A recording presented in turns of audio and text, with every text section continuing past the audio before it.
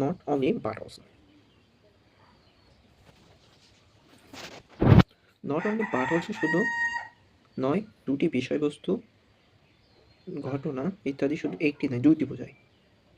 ধরো দুইটা ঘটনা, তুমি এবং তোমার বন্ধু, তোমার নাম রাতুল এবং তোমার বন্ধুর নাম ধরো রাহাত, দুইজন মিলে ক্রিকেট খেলতেছো, তাহলে হবে not only Ratul but also Rahat play the cricket. ঠিক আছে?